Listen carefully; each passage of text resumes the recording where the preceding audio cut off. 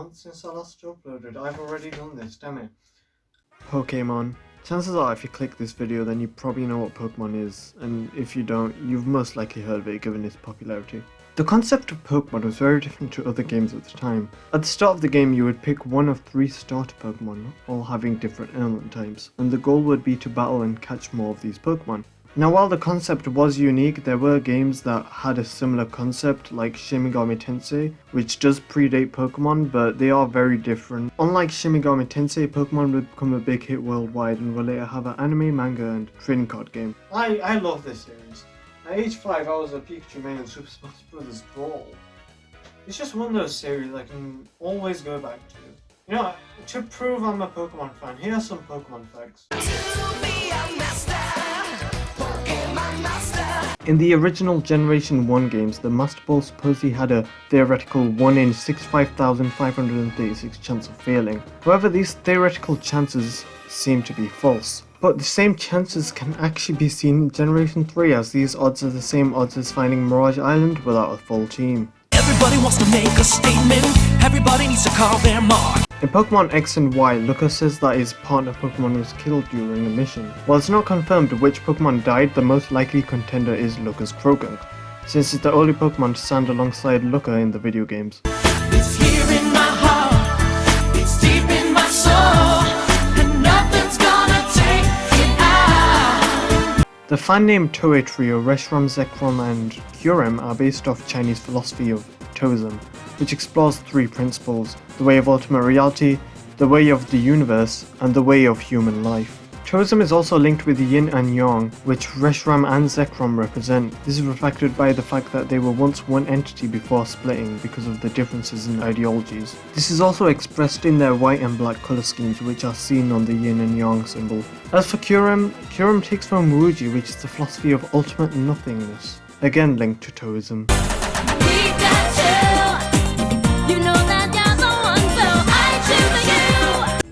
In 1999, a Pikachu balloon was mentioned as a possible inclusion for the Macy's Thanksgiving Day Parade. In 2001, the first rendition of the Pikachu balloon, known as the Flying Pikachu, would make its appearance. Since then, 2 renditions of the Pikachu balloon have appeared in the parade, the last of which is still ongoing unless said otherwise. I believe this makes Pikachu the longest running video game related balloon to appear in the parade's history. Okay, update on the Pikachu balloon, because a new rendition of the balloon was actually announced, which is the Pikachu and Eevee balloon. I just thought I'd make this little update because I don't want someone in the comment section telling me how I'm wrong, even though I recorded that before it was announced. Anyway, back to the video. Everything changes. Things are changing constantly. Now, Pokemon games are known to be exclusively on Nintendo consoles, but did you know that in Japan, 3 Pokemon games were released on a Sega console? Specifically the Sega Pico, which is an educational system, which actually lived longer than the Dreamcast. The games in question were educational games based off Generation 3, specifically the Generation 3 Pokemon anime Ruby and Sapphire. Interestingly, the console also received a special Pikachu edition. All these products were of course licensed by Nintendo, which actually makes these the only licensed Nintendo games on a Sega platform.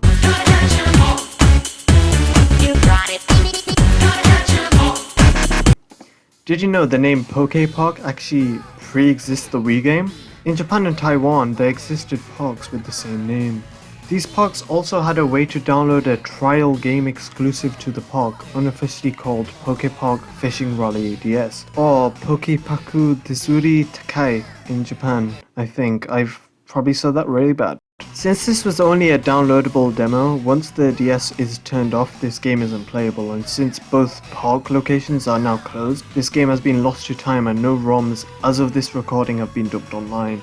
Footage of the game has been archived by the user Chainsword CS on YouTube, the original footage from a user called Firefly, also known as Tim Schwerwegen.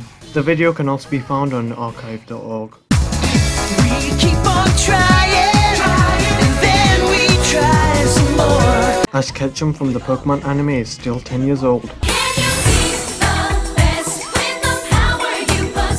This next fact comes from @KiddyKongFacts on Twitter. Look at this cute Mankey. Mankey are great.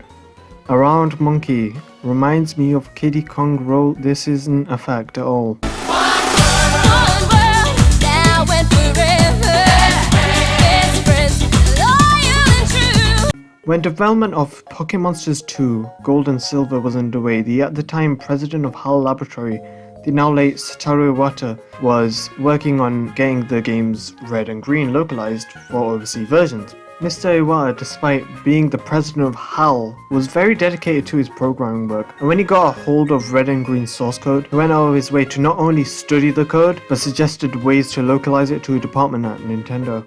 So, despite not at the time working at Nintendo directly, Iwata, in his words, was acting as a go-between for Nintendo and Ishihara, along with the rest of Creatures Inc. of course. It doesn't stop there as well, because Mr. Iwata analyzed the programming language, he reworked the code, decided on a way to localize Pokemon Red and Green for the Game Boy, and got the battle system running on the Nintendo 64 for Pocket Monsters Stadium. The battle program was ported over in a week as well.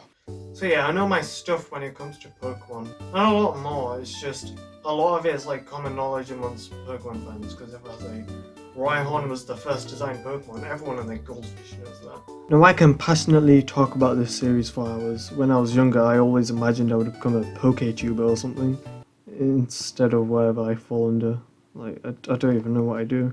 However, there was a reason why I didn't do so. I've never actually played a mainline Pokemon game. So you might think, how can I call myself a Pokemon fan? But here's the thing, right? It's not like I didn't want to play the games. I just wasn't allowed a DS as a kid. And I didn't know what the hell a Game Boy was. The same case was with 3DS. I wasn't allowed a 3DS unless I sold my Wii.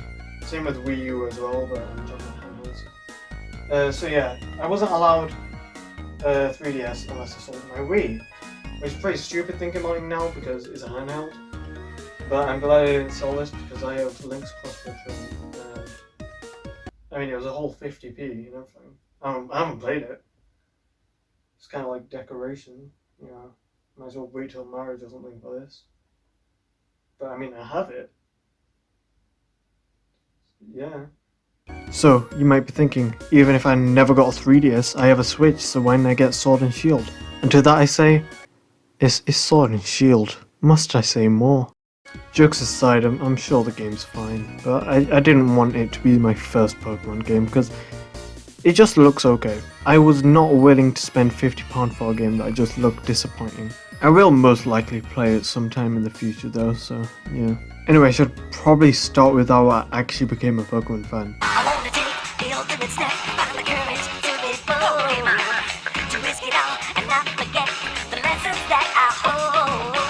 The Pokemon anime follows the main characters Ash Ketchum, or Satoshi in Japan, who with his partner Pikachu travels whatever region coincides with the video game releases. The newest series, Pokemon Journeys, being sort of the exception to this rule, but I will be talking about Journeys later. The first series which I watched of Pokemon was the Gen 4 anime. However, I was a little baby boy then, so I don't remember too much. All I remember is having to wake up really early just to catch it on TV. It wasn't until a few years later where I really got invested in the series. So you might not know what this is because it is reasonably small, but there was a website called Netflix where you can watch stuff without needing cable. I know, quite a weird concept, but anyway, this service was where I truly got to be introduced to Pokemon. Pokemon Indigo League, also known as Pokemon the Series The Beginning, was my true introduction to Pokemon anime. And I love this show. I would rewatch these early seasons so much. Unfortunately, Netflix no longer offers too much of Indigo League, only having the first season, or at least in the UK anyway, but the first two seasons are on Pokemon TV as a recording. Now, the original Pokemon series is one of those things that is like, it's hard to explain unless you've actually watched it. But it's just good. The original series follows Ash, Pikachu, and the two gym leaders from the games, Misty, the Cerulean gym leader, and Pewter City gym leader Brock. Also, now I'm going to talk about Brock, by the way. Jenny, oh Jenny, joy, oh joy. Of all the characters that Ash has travelled with across the years, Brock is definitely the most prominent out of all of them, and for good reason. Brock is like an older brother, and he is, but like, he's the older brother anyone would want. Brock acts as the reasonable one. When Ash and, for example, Misty argue, Brock is always there to be the one who's reserved. Except when he sees women. Brock's love for women is just the perfect juxtaposition to his more calm and collected character. Honestly though, Brock maybe is simple, like you can't really cancel him on Twitter for that. And Brock just can't be defeated, right? Even when Brock was going to be removed because Game Freak were worried he'd be seen as racist by fans overseas, and they even brought Tracy in to try and replace him. He came back. He always comes back actually. He always comes back. Except X and Y, he didn't come back in X and Y. I don't think he came back in Journeys either. I mean, Journeys is still ongoing, but I'm pretty sure he hasn't come back yet. I went a little bit off topic, but all you need to know is Brock is cool and I like him. Going back to what I was saying before, so I watched Indigo League, and then I went straight to Pokemon Black and White, the anime, since it was the only other Pokemon series on Netflix at the time. It's alright. At the time I absolutely loved it, but when I look back to it, it just introduced so much problems I have with the current state of the Pokemon anime. Here's the thing, right? It's not bad by any means, but the Pokemon Black and White anime felt like a reboot. Like it was trying to be the older series all over again, right? Ash went to his old, stupider self, which just felt like everything leading up to that point just didn't happen, and Ash got reset. Pikachu got reset and lost to a level 5 Snivy, and I don't care if his electricity didn't work, it's still stupid. Another Firestarter got abandoned, but this one was more in line with Charmander from Indigo League, and a lot of the writing between the main cast felt like it was just trying to emulate the old series. Again, the series wasn't bad, but it didn't feel original and just felt like the same stuff that had happened in the past. Like here's Paul from the Diamond and Pearl anime. He was Ash's new rival in Sinnoh and was a fan favourite. So you might think what cool and interesting rival was made for Black and White. They took Paul and just made Paul 2, or if you want to get technical, Trip, but he was just a bootleg Paul. I'll give the series this though, it was actually good and had some really great jokes and good writing, which yeah, it's expected from Pokemon, but still, it's good to see. I do see people complain about Iris and Silent in the anime, and while I do get how Silent was annoying, because as a kid I did think that. Honestly, these characters are pretty good in my opinion. I do like them a lot. Also, the animation was great, but I know people didn't like the bigger pupils from the anime. I guess we can call that foreshadowing. And stop staring at me with them big old eyes! But I never saw it as a big issue and it looked fine to me. Overall, while the first season felt a bit unoriginal, it did get better. And hey, I mean, Brock and Dawn returned for a few episodes, which was pretty neat. Anyway, at this point is where I started watching the many movies, which is how I was introduced to the Hoenn cast since I didn't watch the Ruby and Sapphire anime at the time. And yeah, the movies are good. You know what else is good? The Pokemon X and Y anime. Pokemon X and Y anime was so good, and it just felt refreshing. Had such great animation, stories, writing, and probably one of my favourite versions of Ash in a while. Don't get me wrong, I love the Ash from Generations 1 to 3, but this Ash felt like the ultimate Ash. Here's what I mean. So a problem I had with Black and White was Ash felt like he had a reset and just lost all prior knowledge from the past series. However, in X and Y, Ash actually feels like he has some progression to him. Sure, he can be a little stupid sometimes, but it isn't his whole character. It felt like Ash had finally grown up a bit. It was great. Also, I know I said it had great animation before, but that doesn't do it justice, man. The animation looks so good. Took everything good from Black and White's animation and just improved on it. I just couldn't wait to see how good Ash's next adventure looked and... oh. No time to question his moves, so I will just say that I get they were trying to do something new. But why does Ash look like that? Everyone else looks okay, so why did they make Ash look like a generic cartoon character? Now, the Pokemon Sun and Moon anime, despite its weird art style, isn't bad. But, like, some episodes, man, they were so unbelievably boring, but I just originally dropped it back in the day. Before I name 2 episodes in particular, I just want to say out of all the characters that have, like, befriended Ash across the years, I don't think I've ever hated one. Until this anime came out, because I do not like Sophocles at all. He's just, I hate his portrayal, he's so annoying, like, I don't like him. Anyway, so the episodes in question are episode 6 and episode 26. So let's start with episode 6. The plot is that Ash goes shopping and Sophocles is there, so they go together. But, oh my god, I haven't talked about Team Rocket. We'll have to go back to them in a second, but anyway, Team Rocket accidentally closed all the doors in the shopping mall. So Ash and Softkeys try to find exit. But this episode confuses me, right? There's this one scene where Ash sees Softkeys and Softkeys says he's shopping for ice cream. So Ash says that he wants some too, which Softkeys awkwardly smiles, and I don't get it at all. Like, I get Softkeys is meant to be awkward, but this just makes no sense. I don't know why it annoys me. It just does. I don't get it. Anyway, this episode just felt so childish to me. Let's move on to episode 26. The plot of this episode is Softkeys thinks he's leaving Alola because he had a little misunderstanding and it turns out he's moving temporarily a few houses across the street. This episode was so unbelievably boring to me because a lot of the episode it was Softkeys worrying what his friends will think after he told them he was leaving, but it drags for too long that I just didn't care at all. This may seem like I hate the Sun and Moon anime for the sake of it, but I did enjoy some episodes and the battles were pretty good as usual. I really enjoyed the throwback episodes where Brock and Misty returned for a few episodes, but when I would enjoy the anime, the ass redesign, man, it would just show up and take me out of the experience, which is a shame because these episodes are pretty great.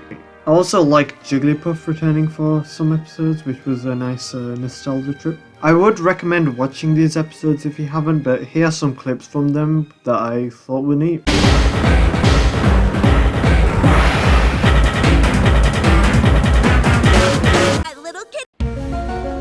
Now, as I said, I enjoyed these episodes, but the thing is, I kind of felt like I fell into a trap, right? The episodes I really like were only because of nostalgia. Or at least that's what I thought before I watched the episode Parallel Friendships, which is a pretty damn good episode.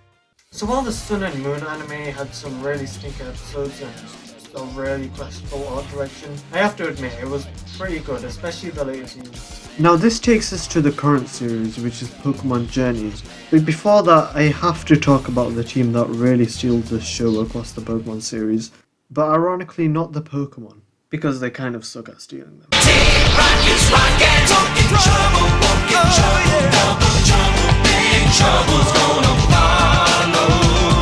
Before I start, when I say Team Rocket, I'm specifically talking about Jesse, James, Meowth, and Wobbuffet. You see, while Ash is always inconsistent, for the most part, Team Rocket aren't. Like, they are consistently good. Now while on the outside these characters are just thieves out to steal Pokemon, these characters are really well written for silly kid show bad guys. Now let's start off with James. Now you'd think that James is brought up in a poor family or something which led to his path of crime, but that couldn't be further from the truth. James's parents are actually filthy rich, but James didn't want to live life the way it was. Also, his parents did try to force him to get married to someone who looks a little like Jesse, but again, James didn't want that. The episode in which this is all revealed starts with a lost child poster which clearly has James on it. It is announced that James's parents have passed away and James can inherit their property if he gets married. So the rest of the Team Rocket members, which is just Jesse and Meowth, I don't know why I said members, but they are trying to get James married. However, this episode ends with Jesse and James realizing that freedom is better than wealth. This episode showed what kind of person James is. And it's great, it's really good. I like this episode a lot. Even though he has to steal Pokemon, he is actually human, he has emotions, and he cares about his friends and his Pokemon. James is great, and he's also the best character in the whole anime, so yeah. Okay, let's move on to Meowth now. Now Meowth's story is a tragic tale. When Meowth was young, he would starve, even to the point where poor little Meowth was starting to hallucinate. He is tied up to a tree and caught sight of a movie which motivated him to go to the big city. I mean, it's called Hollywood, but I don't think Hollywood actually, I don't know if that's a dub thing, but it's called Hollywood, but then would that technically be Unova, even though Unova didn't exist yet? It's kind of confusing, like, why is it called, because in the anime they call it Hollywood, right? But Hollywood's a real place, that's not how, I'm going off topic. So anyway, so he steals some food, fails, and encounters a Meowth gang, being run by a Persian. On a food run, Meowth catches the eye of a female Meowth, who he believes is love at first sight. So he runs up to this female Meowth, confessing his undying love to her. But this Meowth, who's called Meowsy by the way, rejects him and calls him a dirty little street Meowth and says he has nothing to offer because he isn't human. So Meowth, heartbroken, believes that if he wants Meowsy to like him back, he has to become more human. He learns how to walk and talk like a human, And in this sequence, it's shown that the first word that Meowth learns is rocket, and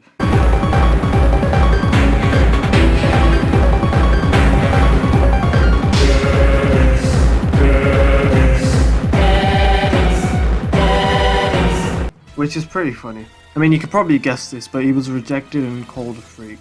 So anyway, in the episode where this is all revealed, Meowth returns to the city that did him wrong and comes across the old gang and Meowsy who had been abandoned. It's clear that Meowth still has feelings for Meowsy and he offers to help her escape. The gang doesn't like this and, well, I'll just let this scene speak for itself.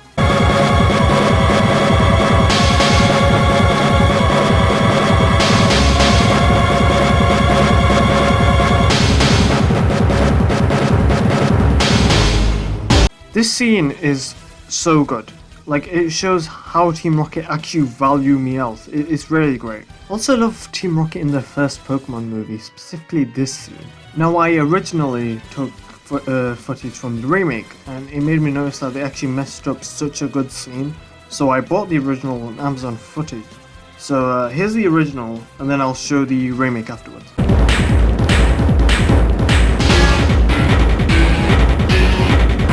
If you can't tell, I like the original version a lot more because this scene is so good. Also, I like how out of all the Pokemon, Meowth is the only one other than Pikachu who sees no real point in fighting.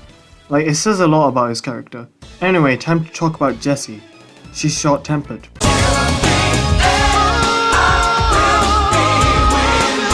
No, I'm only joking. So like James, Jessie clearly cares about Pokemon. She even wanted to be a Pokemon nurse when she was younger, but she wasn't qualified and gave up on that. Jessie's a weird character. Most people know her as the crazy person who just shouts, but like James, she is a good trainer. She clearly values her Pokemon, even ones she doesn't even have, even though her job is to steal them. Kinda makes you think, why are Team Rocket still trying to steal Pokemon and not just pursue other avenues? But in a way, they show that in the bad there's always good, or something. I don't know. I should probably talk about Journeys now. Pokemon Journeys is the current Pokemon series that is kind of based off Sword and Shield, except not really. I'll explain. Basically, the series doesn't actually take place on a single region, and it's actually pretty good. So the premise is, Ashy Boy is back in Kanto with his new friend Go, and they travel across the regions to help Professor Cerise on Pokemon research. Also, might as well get this out of the way, but like Sun and Moon, this series has yet another redesign of Ash. And while I still prefer the old style, this new one's fine. It's way better than the Sun and Moon. Anyway, you might be thinking, what are my thoughts on the series? You're not thinking that, I'm just gonna say it anyway though. It's good, but they made Ash childish and stupid again, and it just feels a bit much. Like, he can change the world if he tries, but instead he's forgetting that electric moves don't affect ground types. Also, some episodes just feel like repeats of stuff that has happened before, which is just tradition in Pokemon at this point. I don't mind throwbacks, like in the episode Ivysaur's Mysterious Tower, which is a nice nod to the episode Bulbasaur's Mysterious Garden from Indigo League. But episode 19, A Talent for Imitation, just feels like the episode Ditto's Mysterious Mansion from Indigo League. The plot of both these are that Team Rocket get a hold of Ditto that can't transform properly and they try to help it. Now, credit where credit's due, in Journeys, while it plays a lot similar to the original, the ending is different and pretty awesome, with Team Rocket giving up the Ditto, not realizing that they actually stole it since it just flew into their hands. Jessie realizes that it's probably best that they give the Ditto back so it can pursue its dreams. So the way they do this is they fake a defeat and then the Ditto goes back to its owner. But this doesn't really change the fact that this episode just takes a little too much inspiration from an older episode, making it just feel unoriginal. But anyway, my overall thoughts on Journeys is that it's cool. I like the direction. I like how it's different. I do wish that they did a little bit, did stuff a little bit differently. Like, I know some characters and stuff return. Like, I'm not gonna spoil anything, but a certain good Pokemon of Ash's returns. But I kind of wish that it would just rotate from all of Ash's Pokemon because he's going all over the place. He doesn't need more Pokemon, he has loads already. But it's not really a problem, it's just like something I'd want to see. This is the part where past me who was writing the script realised that I talked about the anime for way longer than expected, so here's a tier list of Ash touches. Okay, I should probably touch on other elements that made me a Pokemon fan, but don't worry, I will be quick. Sing it!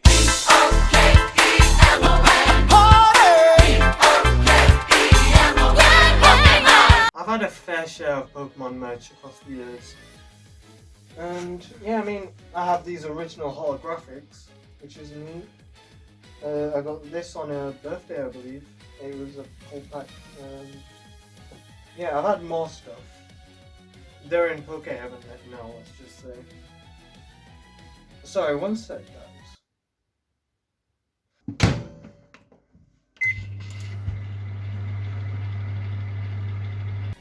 So anyway, what was I saying? Oh yeah. Pokemon merch is cool. This did fit me at some point, by the way, before anyone says this. This fit me at some point, okay.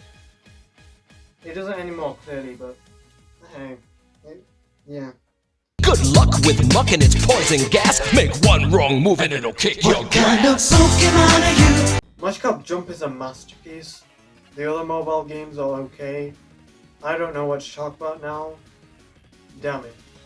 I mean, there's not one thing. I don't really want to talk about what the heck Roblox Pokemon is. Wherever you go, whatever you do. Okay, I guess I'm talking about this. So, I used to play Roblox. Everyone has a Roblox phase, okay, but the Pokemon game no longer exists that I used to play since it was taken down, which in retrospect was fair since I believe the developers were actually making money off the Pokemon IP. But anyway, the game in question was called Pokemon Brick Bronze and was a pretty good fan game, all things considered, but I have a confession to a crime I committed in this game. Ask up someone for me. Okay, I felt bad for it, but let me tell the story, right? So I got a friend at the time to play the game, and after a few weeks, he was telling me that he got a bunch of Pokemon from scamming people. I don't remember the specifics, but anyway, I saw this as a challenge. So I met someone who had a Mew, and said I needed it for the Pokedex, and then the deed was done. On the low chance that person is watching this video, sorry about that, mate, but the game is deleted, so Anyway, Roblox Pokemon wasn't the only fan game I used to play, as I used to like playing ROM hacks, but I don't really remember which one's by name, so I don't know what to add to that discussion. But the main thing when it comes to fan content was PokeTubers, because I just used to love watching Pokemon related content. However, I stopped at one point out of pure embarrassment, and apparently some pretty messed up stuff happened in the community while I was gone, but it was nice to see that some PokeTubers that I personally remembered and watched were still around.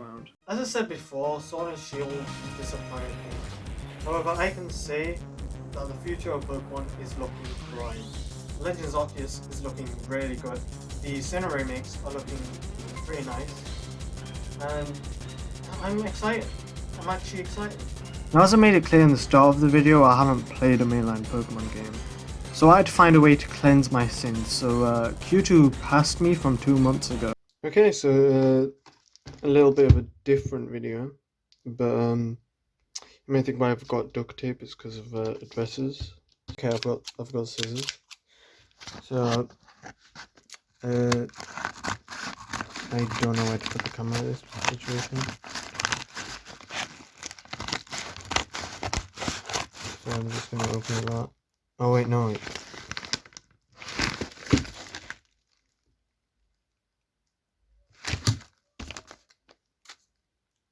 Well, I'm a dumbass.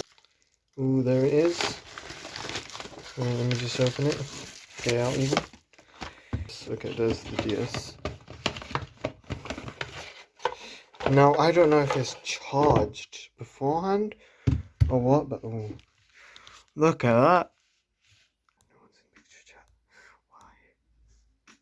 Why won't you let me quit? Now you might be thinking, which DS Pokemon game did I get? Perhaps I got the Johto remix or Platinum. But no, I had my eyes on a certain game. The once considered grey ruler of the Pokemon series, Pokemon Black and White, which was always the game I wanted to play as a kid. I just remember seeing Reshiram and Zekrom on the cover art, thinking they're so cool. So now that I'm a big boy who can buy his own stuff, I went on eBay and found out that genuine Pokemon DS tiles are very expensive. I looked around and sent a lot of offers to different sellers hoping I could get the game, but I had no luck. However, there was a cheaper option. The Japanese versions of the game sold for much cheaper, so I knew what I had to do. I had to learn Japanese. Oh wait, never mind, someone accepted my offer for a box copy of Pokemon White for $24.53? Wait, what? Take in mind they were originally selling it for $45.99 plus $1.99 delivery. Like, the cartridge itself was going for the price I bought it for. I guess you can call me a businessman. Anyway, time to cut past me from 2 months ago because again it has taken that long. But anyway, cut past me was opening it for the first time. Okay, so it's been 3 days since I've got the DS and Pokemon White has come. Well, it should be Pokemon White, obviously, because I mean it had my name on here. Obviously, you got it. Right, what's that? I'm hoping everything works and everything's fine. Pokemon White. So it's really annoying to do this one-handed, especially with my left hand. Right, I'll switch hands. I need to take this. I'll take off. Okay, I need both hands. Okay, there's the game. See, I got a box copy, which is great. It looks really good. Everything looks fine. So it came with everything, basically, which is insane because the price I got it for was like the cartridge itself was going for the price that I bought everything for. So opening that box and holding the copy of Pokemon White was such a surreal experience. This was a game I wanted when I was younger, but most importantly, this was finally the chance for me to play a mainline Pokemon game and not feel like a fake Pokemon fan. But I couldn't just end the video by simply playing the game. No, I wanted to aim high. I was going to get a shiny star. So yeah, I'm ending the video by trying to get a shiny star.